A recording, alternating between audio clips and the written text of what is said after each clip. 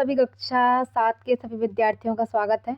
आज के इस वीडियो में हम देखने वाले हैं 8th ग्रेड अभ्यास पुस्तिका विषय सामाजिक विज्ञान नए सत्र 2024-25 के भूगोल हमारा पर्यावरण का अध्याय 13 यानी कि अगर सीक्वेंस देखा जाए तो अध्याय 5 यानी कि जल। ठीक है, तो चलिए वीडियो को शुरू करते हैं। चैनल को सब्सक्राइब जरूर कर दें अगर चैनल को अभी तक सब्सक्राइब नहीं किया है, और वीडियो को भी लाइक कर दें। तो देखिए, ये है आपका अध्याय 5 यानी कि जल। पहला सवाल है आपका, अलवण जल के स्रोत नहीं है, तो आपका उत्तर हो जाएगा समुद्र, क्योंकि समुद्र में लवणीय जल। प्रश्न 2 है आपका, महासागरीय जल का उठना एवं गिरना कहलाता है, तो महासागरीय जल का गिरना व उठना तरंगय कहलाता है। Option number A. उसके बाद है प्रश्न क्रमांक 3, महासागरीय गर्म जल धाराएं उत्पन्न होती हैं, तो यह भूमध्य रेखा के निकट वाले स्थान पर उत्पन्न होती हैं। Option number B. फिर है विश्व जल दिवस कब मनाया जाता है, तो 22 मार्च को हम जो है वो विश्व जल दिवस मनाते हैं। फिर 5वां, भूकंप का अनुमान लगाना संभव नहीं किंतु फिर भी सुनामी के संकेत मिल सकते हैं। कितने? कम से कम 3 घंटे पहले जो है इसके संकेत मिल सकते हैं। प्रश्न 6 देखिए, रिक्त स्थानों की पूर्ति कीजिए। पहला है ए, समुद्र में भूकंप के कारण 15 मीटर तक ऊंचाई वाली विशाल ज्वारीय तरंगें कहलाती हैं, तो ये कहलाती हैं आपकी सुनामी।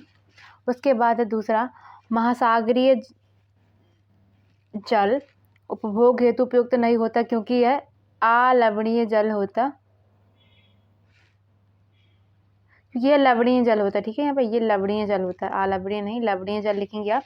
महासागरीय जल जो सागरों महासागरों का जल होता है वो कि हम उसका उपयोग नहीं कर सकते क्योंकि उसमें लवण होता है। लवण मीन्स आपने सुना होगा ना, समुद्र का पानी खारा होता है, वहाँ से नमक भी बनता है, तो है ना, तो वो जो जल है वो लवणीय होता है, इसलिए वो हमारे दैनिक दिनचर्या के उपभोग हेतु नहीं होता। इसमें बहुत सारे आयंस भी होते हैं, है ना, मेटल्स भी होते हैं।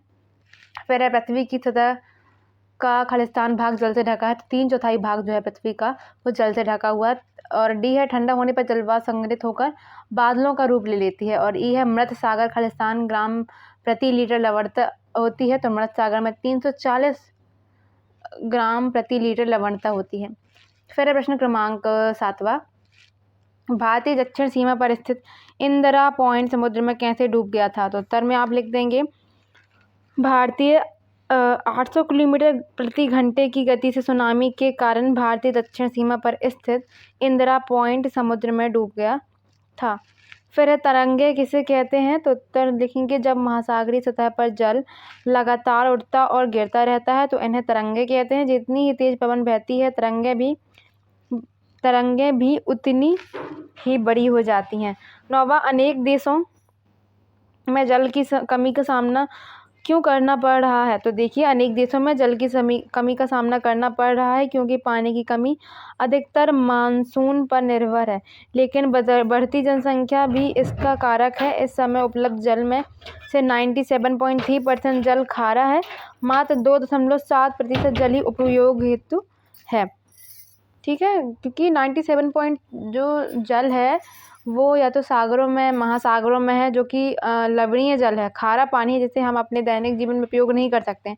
केवल 2.7% जल ही है जो कि मीठा जल, जो कि हमें अपने कुओं, नलों, बोरिंग से प्राप्त होता है। ठीक है, फिर है प्रश्न 10वां, दीर्घ ज्वार एवं लघु ज्वार कब आते हैं, तो दीर्घ ज्वार कब आएगा, उत्तर में लिखेंगे, पूर्णिमा एवं अमावस्या के दिनों में, या तो पूर्णिमा या अमावस्या के दिनों में सूर्य, चंद्रमा एवं पृथ्वी तीनों एक सीध में होते हैं, तो इस समय दीर्घ ज्वार आते हैं। अतः उसके बाद लघु ज्वार के लिए चांद एवं सूर्य का गुरुत्वाकर्षण बल विपरीत दिशाओं में महासागरीय जल पर पड़ता है, जिस कारण लघु ज्वार भाटा आता है। 11वां, मीठे पानी अलवण जल के प्रमुख स्रोत होते हैं, तो भूमिगत जल यानी कि वही कुएं और हैंडपंप के माध्यम से जो अंदर का पानी निकालते हैं आप, बोर के माध्यम से, झीलों का जल, नदियाँ, ताल यानी कि तालाब, कुएं, नलकूप एवं हिमनद आदि मीठे पानी के प्रमुख स्रोत हैं। हिमनद मतलब कि जो पहाड़ों में बर्फ जमी हुई है ना, जब वो पिघलती है तो वो भी मीठे पानी का ही प्रमुख स्रोत है।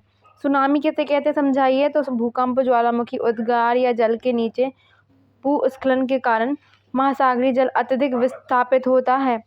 इसके परिणाम स्वरूप 15 मीटर तक की ऊंचाई वाली विशाल ज्वारी तरंगें उठ सकती हैं, जिसे सुनामी कहते हैं। अब तक सबसे विशाल सुनामी 150 मीटर मापा गया है। 13वां है, महासागरीय जल हमेशा गतिमान रहता है, क्यों? तो उत्तर में लिखेंगे तरंगें, ज्वार भाटा एवं धाराओं के कारण महासागरीय जल हमेशा गतिमान रहता है। दीर्घ ज्वार का नामांकित चित्र बनाना है आपका। तो दीर्घ ज्वार ये जो कि पूर्णिमा या अमावस्या के होता है। इसमें क्या होता है, पृथ्वी, चंद्रमा और सूर्य तीनों एक ही सीध में, ये देखेंगे आप, तीनों एक ही सीध में रहते हैं।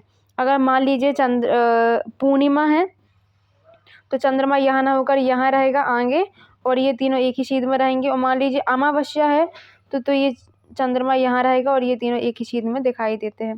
फिर जल चक्र कैसे कहते हैं? जल चक्र का नामांकित चित्र बनाइए। तो जिस प्रक्रम में जल लगातार अपने शरीर को बदलता है और महासागरों, वायुमंडल एवं धरती के बीच चक्कर लगाता रहता है, जल उसको हम जल चक्र कहते हैं।